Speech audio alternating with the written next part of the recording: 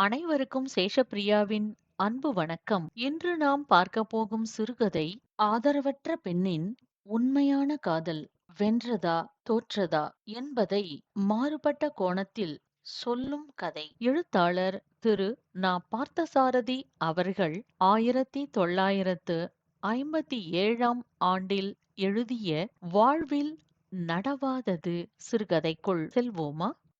பரத வித்யா பவனம். இந்த கலாசாலையோட அதிபர் நந்தகுமார். நந்தகுமாரோட ஒரே மகள் நளினி. இந்த கலாசாலையில நிறைய மாணவர்கள் பரதநாட்டிய வகுப்பு கத்துக்கிறாங்க. அந்த கலாசாலையில ஆசிரியரா இருக்கிறவன் தான் தில்லை. அவனுக்கு 25 வயசு. அதே மாதிரி அந்த கலாசாலையில அப்பா அம்மா இல்லாத ஒரு மாணவியும் இருக்கா. அவ பேர் வாணி. வாணியோட நாட்டியம் ஆடுற திறமைய கூர்ந்து கவனிச்சு அவளுக்கு பல வாய்ப்புகளை அந்த கலாசாலை வழங்கறது. அதுக்கு மிக முக்கியமான காரணம் அந்த தில்லை. ஒரு சமயம் அந்த கலாசாலைக்கு சர்வ கலாசாலைகளின் பிரதிநிதிகள் அடங்கிய ஒரு குழு பார்வையிடறதுக்காக அதிபர் நந்தகுமாரே அழைச்சிண்டு வரார். அவருடைய வேண்டுகோளின்படி கலாசாலை ஆசிரியர்களும் மாணவ மாணவிகளும் அந்த தூது கோஷ்டியினர் கண்டு ரசிப்பதற்காக சில நாடக நாட்டிய இசை நிகழ்ச்சிகளுக்கு ஏற்பாடு செய்யறாங்க. பவபூதின்றவர் எழுதின உத்தர ராம சரிதத்துல சீதையும் ராமனும் மீண்டும் இணையற மாதிரி எழுதியிருப்பார். அதனால தில்லைநாதன் தன்னோட நடன வகுப்பு சார்பா அந்த உத்தர ராம சரிதத்துல சில நிகழ்ச்சிகளை நாட்டிய நாடகமா சித்தரிச்சு காட்ட விரும்பியிருந்தான். அவனோட நடன வகுப்புல 10, 12 இளைஞர்களும் இருந்தாங்க. அவங்கள ஒருத்தன ராமனாவும் பெண்கள்ல வாணியதான் சீதையாவும் நடிக்கணும்னு ஒத்திகை பழக்கி வச்சான்.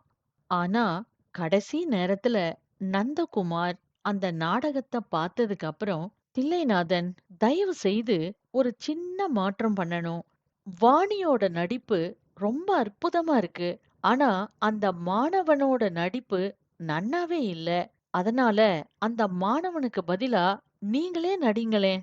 ஏன்னா கடைசி நேரத்துல இந்த மாதிரி மாற்றங்கள் பண்ணும்போது புதுசா ஒரு மாணவனை தேர்ந்தெடுத்தா அவனால ரொம்ப சீக்கிரமா பழக முடியாது. ஆனா உங்களால முடியும் அப்படின்னு சொல்லிட்டு போயிட்டாரு. அவரோட வார்த்தைய மீற முடியாம தில்லைநாதனும் வாணியும் அந்த உத்தர ராம சரித காட்சிகள்ல ரொம்ப பிரமாதமா நடிச்சாங்க. வந்திருந்த அத்தனை பேரும் அவங்கள ரொம்ப பாராட்டினாங்க. யாரோ ஒரு ஆணும் பெண்ணும் நடிக்கிறாங்க அப்படின்றத மறந்து பவபூதியோட காவியம் கண் முன்னையே இருக்க மாதிரி ஒரு தத்ரூபமான நிகழ்ச்சின்ற உணர்வ அவங்க எல்லாருமே அடைஞ்சிட்டாங்க. இந்த நிகழ்ச்சிக்கு அப்புறம்தான் தில்லைநாதனும் வாணியும் ஒருவரை ஒருவர் காதலிக்க ஆரம்பிச்சிருந்தாங்க. அந்த கலாசாலையோட அதிபர் நந்தகுமாரோட மகள் நளினியும் தில்லைநாதன மனசார நேசிச்சா. ஆனா நளினியால நேரடியா சொல்ல முடியல. அதனால அவ ஒரு கடிதம் எழுதி தில்லைநாதன் கிட்ட குடுக்கறா. தில்லைநாதனும் அத வாணி கிட்ட குடுக்கறான். வேண்டா வெறுப்பா அத வாங்கி படிக்கிறா வாணி. அதுல அன்புக்கும் மதிப்புக்கும் பாத்திரமான நடன ஆசிரியர் தில்லைநாதன் அவர்களுக்கு அப்படின்னு ஆரம்பிச்ச கடிதத்துல, எனக்கு நெனவு தெரிஞ்ச நாள்ல இருந்தே நான் உங்கள பார்த்திருக்கேன். என் மனசுல உங்களுக்கு ஒரு நிரந்தரமான இடம் குடுத்துட்டேன். உங்ககிட்ட மாணவியா சேர்ந்து நடனம் கத்துக்க தொடங்கறதுக்கு முன்னாடியே அப்பாவோட நான் வரும்போதெல்லாம் நான் உங்கள பார்த்திருக்கேன். அப்பவே எனக்கு உங்கள ரொம்ப பிடிக்கும். இன்னும் சொல்லணும்னா, நான் அப்பா கூட பிடிவாதம் பிடிச்சு நடன வகுப்புல வந்து சேர்ந்ததுக்கு நீங்க மட்டும் தான் காரணம். உங்களோட வாழ்க்கை முழுக்க இருக்கணும்னு நான் ஆசைப்படுறேன். இப்படிக்கு உங்கள் அடியாள் நளினின்னு இருந்தது. இத படிச்சதும் வாணி சொல்றா, இனிமே உங்களுக்கு என்ன கவலை? ஐஸ்வர்யமே உங்கள தேடி வர்றது. இந்த கலாசாலையோட அதிபரோட ஒரே பொண்ணு. அவளே வரா. வேண்டான்னு நான் சொல்லுவீங்க? அப்படின்னு கேக்குறா வாணி. கனவுல கூட நினைக்காத வாணி. இந்த கடிதத்த நான் என்ன பண்றேன்னு பாரு அப்படின்னு அத சுக்கல் சுக்கலா கிழிச்சு போடுறான் தில்லை. வாணிக்கு ஒரே ஆச்சரியம். நான் அனாத, ஏழை, என்கிட்ட அன்பத் தவிர உங்களுக்கு குடுக்க எதுவுமே இல்ல. ஆனா இந்த கலாசாலை அதிபர் நந்தகுமாரோட ஒரே பொண்ணு உங்களுக்காக ஏங்குறா. கேவலம் எனக்காக இப்படிப்பட்ட வாழ்க்கைய நீங்க இழக்கக் கூடாது அப்படின்னு சொல்றா வாணி. வாணி, நம்ப 2 பேரையும் ஒண்ணா சேர்த்தது அந்த பவபூதியோட மகா காவியம். அது மேல சத்தியமா சொல்றேன். என் மனசு உன் ஒருத்திக்கு தான் சொந்தம் அப்படின்னு சொல்றான் தில்லை. அதுக்கப்புறம் 2 பேரும் எதுவுமே பேசிக்கல. அவங்களோட இருப்பிடம் நோக்கி போயிடுறாங்க. அந்த வருஷம் வித்யா பவனத்துல கோடை விடுமுறை. அந்த சமயத்துல தில்லைநாதன் வெளிநாடு போக வேண்டிய சந்தர்ப்பம். கலாச்சார தூது கோஷ்டி ஒண்ணு அமெரிக்காவுக்கு புறப்பட்டது. நந்தகுமாரோட பெருமுயற்சியால நாட்டிய கலையின் சார்பில் தில்லைநாதனுக்கும் ஒரு இடம் அதுல கிடைச்சது.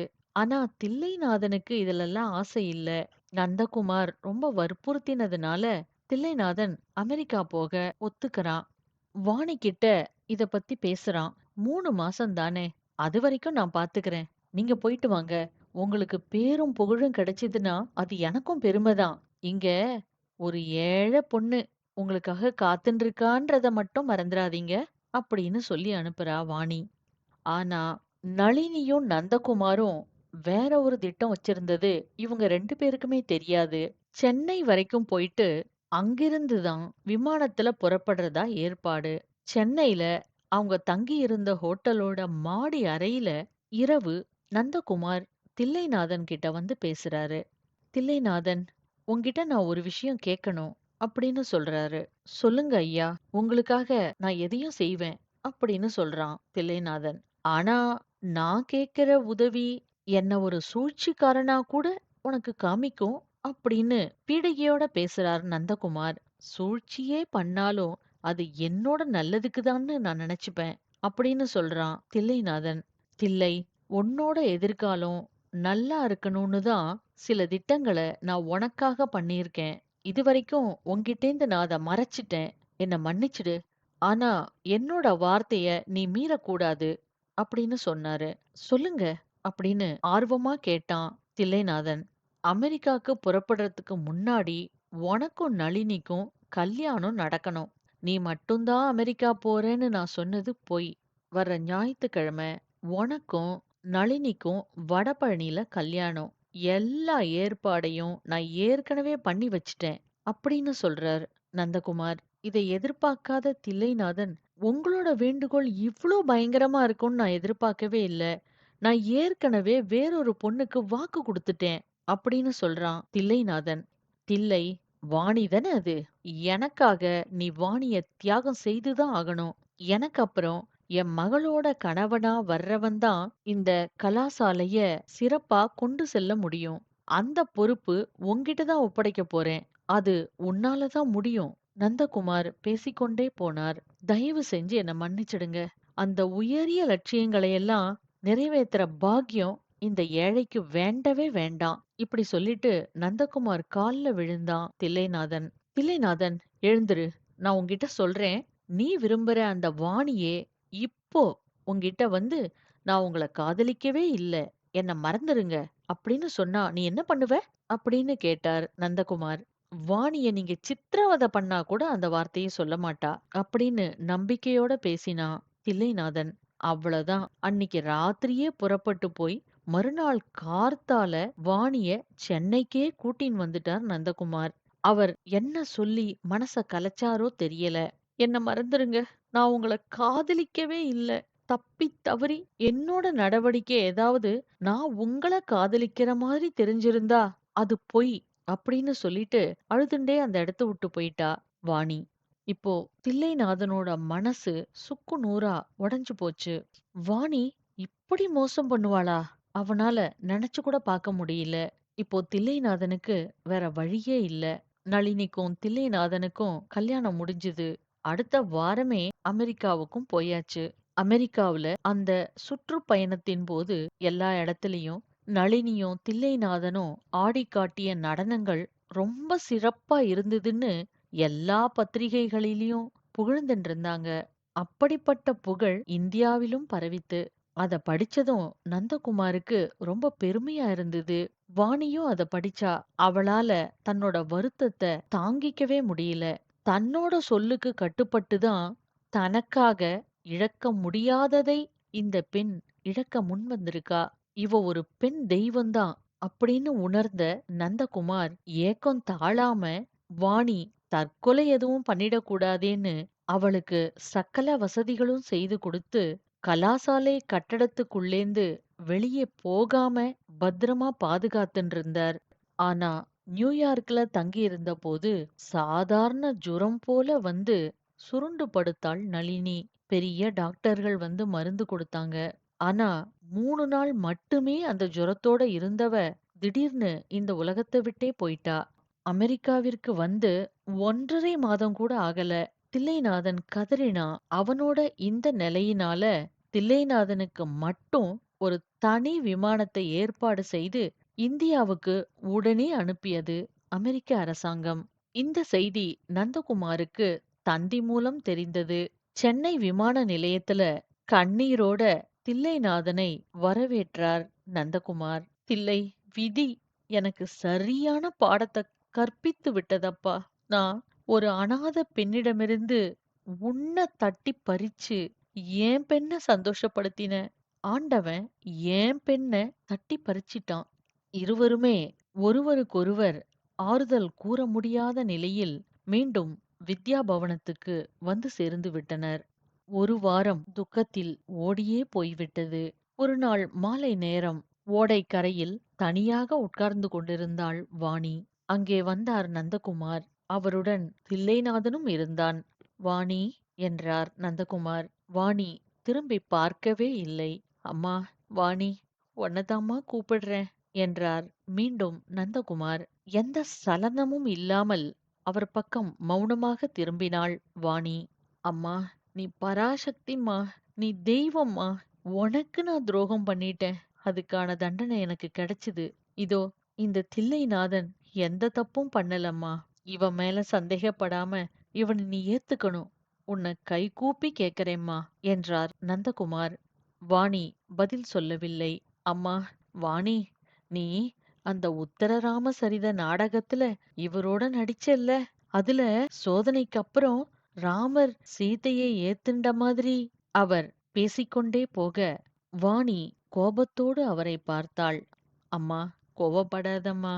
என்னோட இந்த கலாசாலையும் என்னோட லட்சியங்களும் பாழாக போகக்கூடாதும்மா. அதுக்காகவாவது இவரை ஏத்துக்கோமா. அந்த மகாகவி பவபூதியோட வாக்கின் மேல் ஆணையா இவரை நீ ஏத்துக்கோமா. நந்தகுமாருக்கு வாணி பதில் சொல்லவே இல்லை. அவளுடைய வலது கை ஓடைக்கரையின் ஈர மணலில் ஏதோ கிறுக்கியது.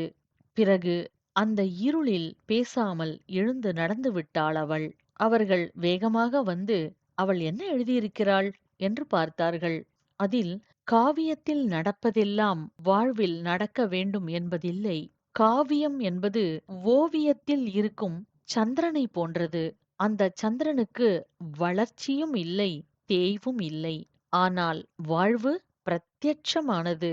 அதனால் வளர்ச்சியும் உண்டு, தேய்வும் உண்டு. பவபூதிக்கு இன்னும் ஒரு உத்தரராம சரிதம் எழுத நான் வாய்ப்பு கொடுக்க மாட்டேன் என்று எழுதியிருந்தாள் வாணி.